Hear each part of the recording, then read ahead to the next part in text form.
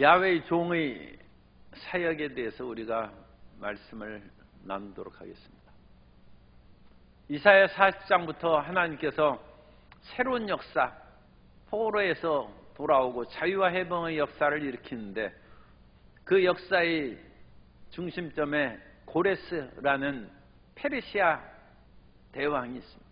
그래서 하나님께서는 고레스를 통하여 바벨론 포로에서 이스라엘을 이끌어낼 것을 말씀하시는데 이제는 49장부터는 새로운 단락으로 들어갑니다. 그래서 49장부터 53장까지는 메시아의 그런 사역에 대한 그런 예언의 말씀이 나타나 있습니다.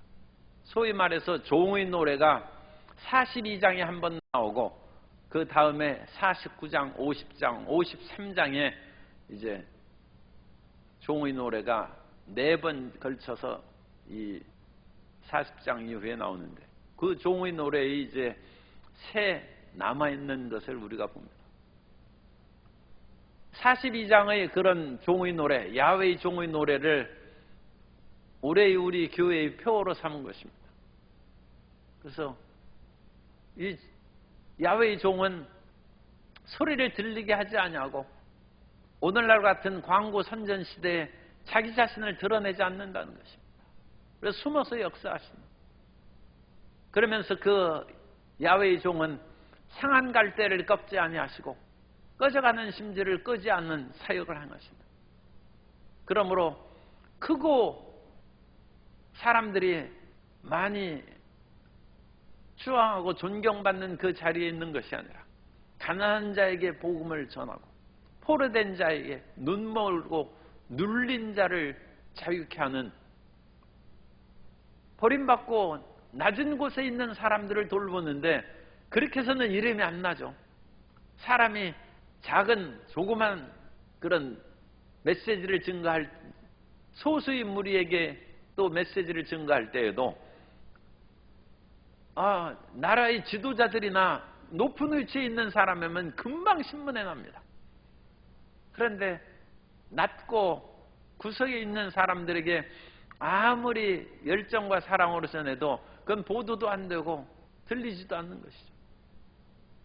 그러나 야훼의 종은 자기 자신을 드러내지 아니하고 그야말로 상한 갈대 꺼져가는 등불을 돌보는 그 사명을 수행하십니다. 그래서 그 모습을 보면 예수님의 그 사역을 우리가 연상해서 생각할 수 있는 것이죠. 오늘 이 49장 1절부터 6절까지 그 말씀도 두 번째 야훼의 종에 대한 사역을 말씀합니다. 그런데 그 야훼의 종은 하나님께서 원래부터 정하시고 그 길을 가도록 이끌어 주신 것입니다. 그래서 그 대표적인 표현이 태중에서부터 나를 부르셨고 내 어머니의 복중에서부터 내 이름을 기억하셨다는 그런 표현입니다. 이것은 태어난 후에 이 사람이 그야말로 몸과 마음이 온전하고 똑똑한지 그래서 태어난 아기가 보니까 아주 기운이 차고 우는 소리도 우렁차다. 그러면 부모님이 기뻐하는 것이죠. 이거 난 후에부터 그 힘차고 용맹스러운 것이 일반 아이와 다르다. 그러면 사람들은 태어난 이후에 신체적이나 또는 지혜나 똑똑하기가 이 한두 살 됐는데도 벌써 구구단을 외우고 그렇게 재주가 뛰어나요. 옛날 천재 같은 사람들은 서너 살 되면 한시로 시를 지어. 그러면 이 사람이 이와 같이 지혜롭고 영특하니까 쓸만하겠다 싶은데 그것은 사람에게 초점을 두는 것입니다. 하나님께서는 하나님의 절대 주권으로 하나님의 종을 부르시고 야훼의 종이죠. 또한 하나님께서 택하신 일꾼들을 그렇게 절대 주권으로 부르신다는 거예요. 그래서 어떻게 태어나는지 신체가 건강하고 우는 소리가 우렁찬지 그거 상관없어요. 태어난 후에 한시를 지을 수 있도록 천재고 지혜로운지 상관없어요. 복중에서부터, 태에서부터 나를 부르셨고, 복중에 하나님의 절대 주권을 얘기하는 거예요. 그래서 하나님께서 야곱과 에서가 태어나기 전에 이미 복중에서 큰 자가 작은 자를 섬긴다. 에서가 야곱을 섬기고 하나님의 절대 주권으로 그와 같이 정하셨다. 그리고 하나님 왜 그렇게 정하셨느냐? 그건 묻지 말라. 하나님의 그런 주권이었겠네. 토기장이가 질그릇 덩이를 가지고 하나님 귀 쓸 그릇, 하나님 천이 쓸 그릇을 만드는데 토기장이에게 진흙을 가지고 만들 권한이 어찌 없겠느냐? 하나님께서 하늘과 땅의 천지 만물을 지으신 창조주신데 흙으로 사람을 지으시고 그 가운데 야곱을 선택하시고 에서를 버리셨다 할지라도 그건 토기장이요 창조주신 하나님의 뜻이랍니다. 하나님의 절대 주권을 우리가 믿어야 돼. 그것을 받아들이는 것이 우리의 믿음이요 우리의 겸허함입니다. 우리는 티끌보다 그야말로 티끌 같은 그런 인생인데 사람들은 너무 어떤 면으로는 예수님 안 믿는 사람들은 오만한 티끌 같은 인생인데 이 세상에서 조금 돈이나 권력이 있다고 해서 그것을 가지고 고개를 쳐들고 자만하는 것은 참으로 하나님 보시기에는 부족한 인생입니다. 우리는 하나님의 은혜를 받아서 이와 같이 하나님의 절대 주권을 가지신 분이고 우리는 그 안에서 하나님의 뜻을 수행하기 위해서 전진해 나아가는 것이다. 그것을 깨달은 그 자체가 은혜 받은 것이요 복 받은 사람인 줄 믿으시기 바랍니다. 그 하나님께서 2절에 보면 이 야훼의 종을 능력의 도구로 만드시는데 내 입을 날카로운 칼같이 만드시고 그 아래에는 두 번째 문단에 나를 갈고 닦은 화살로 만드사. 하나님께서는 날카로운 칼같이 내 입을 칼같이 만드셨다. 그러므로 이것은 말씀의 은혜를 말하는 것입니다. 그래서 하나님께서는 전쟁의 영웅이 아니라 하나님께서 그 입에 말씀을 주셔서 그 입에서 칼이 나오는 거예요. 요한시기를 읽으면 그 입에서 검이 나오는 거예요. 말씀의 검입니다. 능력의 말씀으로. 그럼으로써 전쟁의 신무기나 화살이나 그런 것으로 다른 사람을 외부적으로 억압하는 것이 아니라 진리의 말씀으로 하나님의 뜻을 전하고 사람들을 변화시키는데 하나님께서는 어느 정한 때까지 하나님께서 그 야훼의 종을 손그늘에 숨기시며 또는 닦은 화살인데 입에서 화살이 나오는 것이죠. 그런데 화살통에 감추신 사람이 드러날 때가 있다. 그래서 하나님이 정한 때까지 우리는 하나님을 기다리고 주님께 쓰임받도록 끊임없이 자기를 갈고 닦아야 될 줄로 믿습니다. 예수님께서도 이미 12살에 예루살렘 성전에 올라가셔서 아버지 집에 있어야 하는 것을 아셨어요. 부모님들은 당연히 나사렛으로 예수님께서 함께 가신 줄 알았는데 친척들 가운데 없어요. 그래가지고 다시 돌아와서 성전에 계신 예수님을 찾으셨다. 그때 예수님께서는 부모님과 함께 다시 나사렛으로 가셔서 30세쯤 되도록 그때부터 한 18회를 다시 집안일을 하고 부모님을 순종하며 육신의 부모님을 순종하며 하나님의 때를 기다립니다. 이미 12살에 랍비들과 얘기하는데 그 랍비들이 참 놀라운 그 예수님의 말씀을 두고 감탄했다는 것입니다. 그 입에 하나님께서 말씀을 주신 것이죠. 그럼에도 불구하고 그것을 감춰두시고 갈고 닦아서 30쯤 30살쯤 되어서 예수님의 공생애를 시작했답니다. 우리 모든 사람도 너무 일찍 드러나지 않는 것을 안타깝게 생각할 필요가 없어요. 이순신 장군도 과거 시험에 몇 번 떨어졌어요. 때를 만난 것이. 그건 임진왜란 때를 맞춰서 예수님이 드러나는 것입니다. 그래서 그 때에 적합하게 쓰임받도록 하나님께서 이순신 장군을 보내주셨으니까 이 나라가 보존되는 것이고 왜구를 물리치고 승리할 수 있는 것입니다. 모든 사람들은 그 하나님의 때가 이르기까지 자기의 그런 말씀의 칼을 갈고 화살 속을 갈고 닦아서 영적인 전쟁의 자리에 나갔을 때 악한 원수 세력을 물리칠 수 있는 능력의 도구로 자신을 연마해야 될 줄로 믿습니다. 자신을 준비시키는. 그래서 하나님께서 이 야훼의 종을 그와 같이 준비시킨 후에 3절에 내게 이르시되 너는 나의 종이요 내 영광을 내 속에 나타낼 이스라엘이라 하셨느니라. 그래서 하나님의 여기서 구약에서의 종이란 이름은 물론 그 섬기는 자가 종입니다만 구약의 종은 특별히 더 위대하고 존귀한 그런 의미가 담겨 있어요. 그것은 왕의 종이라 하면 그 왕의 비서실장이죠. 굉장히 높은 자리입니다. 바로의 종, 바로의 술 맡은 관원장, 떡 맡은 관원장은 가장 친밀하고 신임하는 그와 같은 관리입니다. 그래서 야훼의 종이라는 것은 굉장히 섬기는 자이면서도 높은 직위돼요. 그리고 그 야훼의 종을 통하여 하나님께서 영광을 받으신다. 그래서 이 종의 그런 이름이 구약적인 의미에서는 하나님께서 친밀하게 여기고 하나님이 사용하시는 그런 일꾼이다.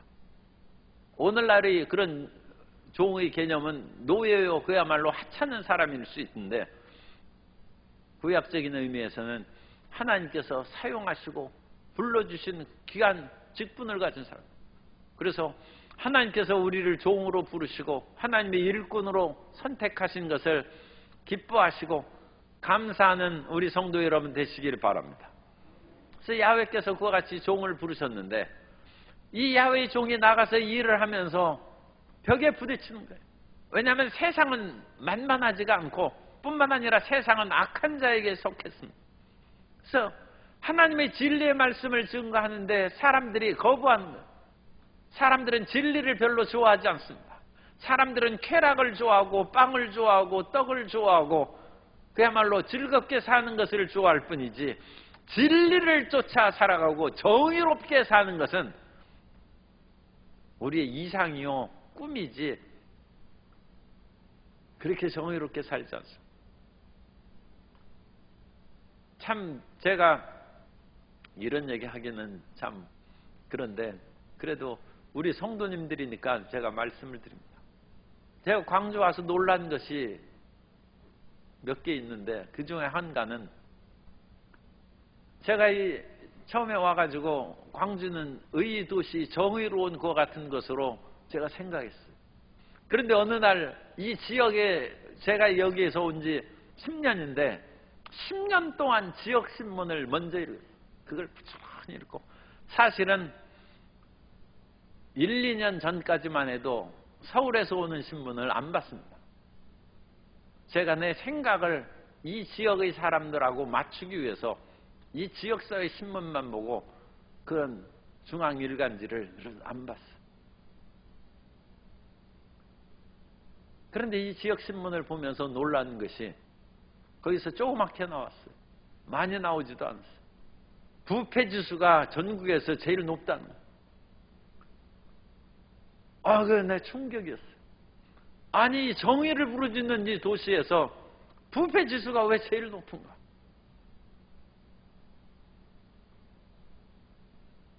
그래서 개인적인 그와 같은 문제에 있어서는 부패지수가 높다. 지금 돈을 벌고 자기 먹고 살아야 되는 것에 관심이 많아요. 그래서 그것은 모든 사람이 전국적으로 모든 사람이 똑같은 것이고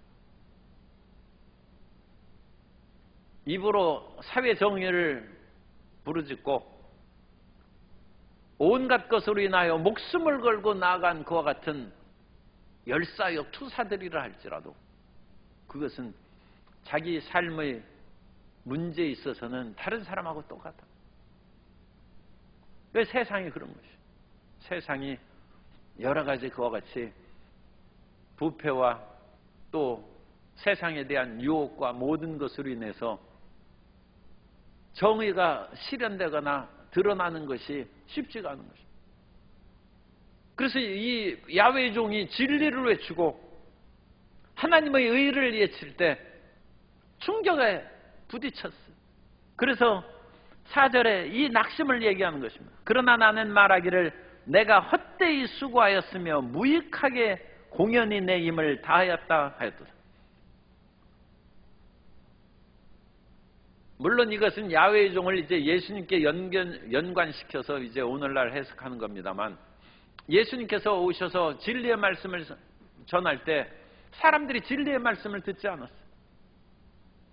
예수님께서 어느 날 오병이의 기적을 행하셨습니다. 그러자 수많은 사람이 몰려왔어요. 그러자 예수님께서 너희가 떡을 먹고 배부른 까닭에 나를 찾는데 썩을 양식을 위하여 일하지 말고 영생하시는 양식을 위해서 일하라. 그러면서 이 영원한 양식은 내 살을 먹고 내 피를 먹고, 그건 예수님의 말씀을 듣고 살아가는 것을 얘기하는데, 아니 어찌 저가 우리에게 능히 자기 살과 피를 주겠느냐 하면서 사람들이 다 떠났다고 했어요. 그래서 수많은 무리가 떠나고 예수님께서 제자들에게 묻는 것입니다. 너희도 나를 떠나라. 그때 주님께 영생의 말씀이 있습니다. 우리가 어디로 가오리까? 이 제자들은 예수님께서 육신의 떡보다 영생의 말씀을 주시는 그것을 깨달은 거예요. 그런데 수많은 사람은 세상의 떡과 권력과 치료의 그거에만 눈을 뺏기고 마음을 뺏겨서 진리하고는 거리가 먼다는 것입니다. 예수님께서 어느 날은 귀신을 쫓아냈어요. 그런데 사람들이 예수님의 말씀을 믿는 것이 아니라 저가 바알세불의 힘을 힘입어서 귀신을 쫓아낸다 했어요. 그때 예수님께서 어찌나 실망하고 화가 나는지 너희가 나를 무시하는도다. 아, 예수님이 그런 말씀도 하셨어요. 나는 하나님의 영광을 위해서 일하거늘 너희가 나를 무시한다고 했어요. 예수님이 이런 것들은 이제 사절의 말씀과 연관시키는 거예요. 내가 헛되이 수고하여. 참 이런 그 세상의 생각으로 꽉 들어찬 사람들에게 어찌 진리가 들어가겠고 영원한 천국이 들어가서 이 세상의 삶을 가볍게 여기고 천성을 향하여 나아가는 그 일이 이루어질 수 있을까? 그렇게 해서 이건 육신으로 오신 하나님의 종이니까 육신적인 그와 같은 연약함과 한계가 있는, 예수님께서도 육신이 피곤하셨고 예수님께서 이런 것으로 부르짖어 십자가의 그 사역을 앞두고는 이 잔을 내게서 옮기시옵소서 하면서 통곡하고 부르짖었다고 했어요. 인간의 연약함이 드러난 것이죠. 우리가 이 세상을 살아갈 때 하나님의 진리의 말씀이 우리 속에 있으면서도 여전히 우리는 연약한 존재입니다.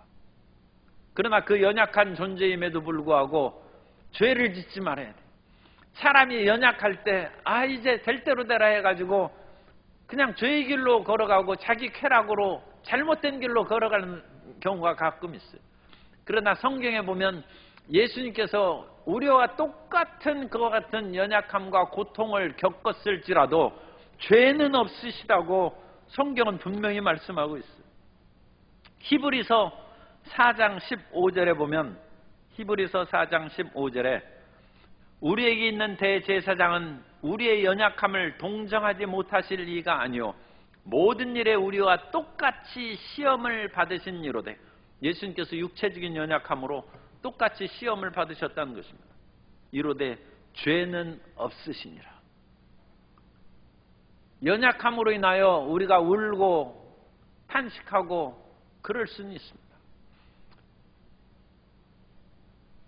그러나 그 연약함 속에 죄 짓지 말아야 돼요.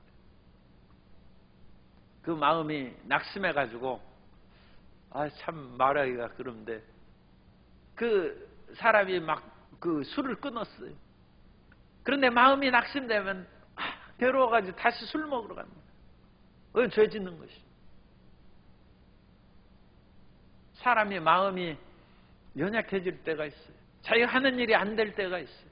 그리고 하나님이 어찌 이 일을 이렇게 행하시고 나를 놔두시나 하고 의아하게 생각할 때가 있어요. 그러나 사람은 연약해질 수 있다는 것입니다. 그러나 죄 짓지는 말아야 돼요. 그때 마음을 지키고 끝까지 주님의 길을, 진리의 길을 걸어나가는 저와 여러분 되시기를 바랍니다. 그래서 야훼의 종도 연약함이 있으나 죄를 짓지나 잘못된 길로 걸어가지는 않는다는 것입니다. 그로 말미암아 하나님께서는 그 모든 일들을 다시 회복하는 일을 5절과 6절에서 다시 말씀을 주신 거예요.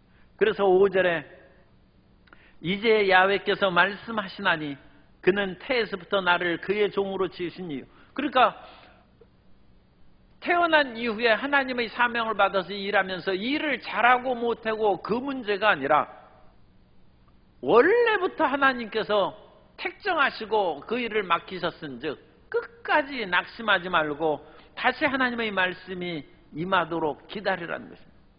그래서 그 길을 걸어가서 사람들이 모이고 야훼 보시기에 영화롭게 되는 일을 수행한다는 것입니다.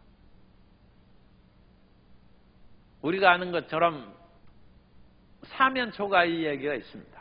항우가 장사가 그야말로 천하의 역발산 기계서의 장수인데 이 한고조의 그런 계략에 말려가지고 초나라 그런 병사들이 좀 도망가기도 했겠죠. 항우는 초나라의 그런 왕입니다.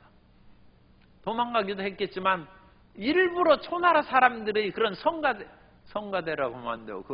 어쨌든 그런 노래 부르는 사람들을 합창단을 만들어 가지고 이 초나라 사방을 둘러서 초나라 노래를 부르는. 그런데 항우가 들어보니까 한나라 진영에서 초나라 노래가 들리니까 우리 병사들이 저렇게 많이 도망가 가지고 한나라에 투항했단 말이냐, 항복했단 말이냐 하면서 항우가 낙심했어요. 그래서 발음이 좀 그렇습니다만 까마귀 오자에 오강에 가서 투신 자살했어요. 그런데 1000년 후에 두목이라는 사람이 시를 썼습니다. 어찌 그런 일들을 통하여 마음을 낙심하고 쉽게 물러갔나요? 항우가 초나라를 세운 것은 강동 땅인데 강동 땅에는 중거리 많은즉 다시 돌아가서 훗날을 기억하고 힘을 길러서 권토중래 다시 흙먼지를 일으키면서 한나라하고 싸웠어야지. 그렇게 좀 어려움을 당하고 사면초가이과 같은 고통을 겪었을지라도 그건 계략입니다만 그렇게 목숨을 끊는 일이 있어서는 되겠네요. 우리가 하나님의 뜻으로 인생을 살아간 때에도 어려움이 다가오고 고통이 다가옵니다. 그러나 우리는 결코 뒤로 물러가고 낙심하지 말고 끝까지 하나님의 길을 걸어가야 될 줄로 믿습니다. 이사야가 아하스 왕의 앞에 가서 하나님의 말씀을 증거할 때 이사야 7장입니다. 아하스가 이사야의 말을 안 들었어요. 이사야가 어찌나 마음이 낙심됐는지 이제 나의 말씀을 봉함하여 항아리에 담아두라는 것입니다.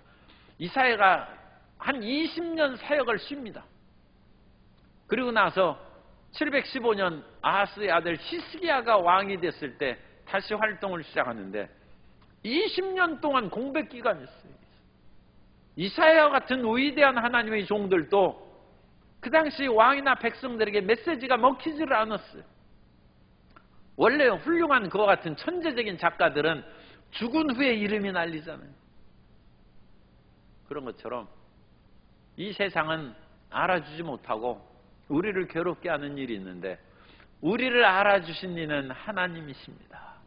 따라서 나를 알아주실 이는 하나님이십니다. 그걸 믿고 끝까지 사는 거예요. 죄 짓지 말고 끝까지 나아가면 이 야훼의 종이 야훼의 하나님의 이름을 널리 전파하여서 이 이스라엘 야곱을 하나님께 돌아오게 하고 7절 6절에 그가 이르시되 내가 나의 종이 되어 야곱의 지파들을 일으키며 이스라엘 중에 보존된 자를 돌아오게 할 것은 매우 신이 이제 이 일을 다 할 것이라는. 더 나아가서 너를 이방의 빛으로 삼아 이스라엘뿐만 아니라 이방의 빛으로 삼아서 나의 구원을 땅끝까지 온 세계 5대양 6대주 전파한다. 그래서 이스라엘이 그 복음을 넘어서 오늘날 우리 한국에까지 온 땅에 전파되는 것에 대한 하나님의 예언적인 메시지. 우리는 예수님 안에서 창세전에 택함 받은 사람. 따라서 나는 창세전에 택함 받았습니다. 나는 모태에서부터 택함 받았습니다. 그러므로 지금 나의 상황을 가지고 택한 것이 아니라 이미 하나님의 절대 주권으로 택한 것입니다. 그러므로 지금 삶의 여건이 어찌됐든지 주의 사랑은 변하지 않습니다. 우리를 통한 하나님의 뜻은 반드시 이루어질 줄 믿습니다. 그러므로 내가 헛되이 수고하고 하나님 앞에 이와 같이 열심히 기도한 것이 다 허사가 되었구나.